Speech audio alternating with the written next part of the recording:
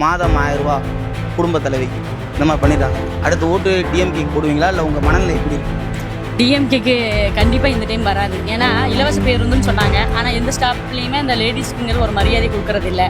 அப்புறம் இந்த 1000 ரூபா பணம் எல்லா பெண்களுக்குமே அப்படின்னு சொல்லி அறிவிச்சாங்க. ஆனால் சில பெண்களுக்கு வரல. ஸ்டார்டிங்கில் என்ன ஆச்சுன்னா இந்த கார்டுக்கு தான் கொடுப்போம், அந்த கார்டுக்கு தான் கொடுப்போங்க, அதுவே கொஞ்ச நாள் இழுத்துட்டு போச்சு. அதுக்கப்புறம் பார்த்திங்கன்னா சில பெண்களுக்கு கிடைக்கவே இல்லை. அப்போ இப்போது திரும்பியுமே அந்த கிடைக்காத பெண்களுக்கு கொஞ்சம் கொடுத்துருக்காங்க. அதுக்கப்புறம் இந்த எலெக்ஷன் வந்ததுலேருந்து பொங்கல் வந்துட்டே தான் இருக்குது. அந்த பொங்கலுக்கு இவரே தான் சொன்னார் 2500 ரூபா கூட 1500 ரூபா போட்டால் 5000 வேற சொன்னார்.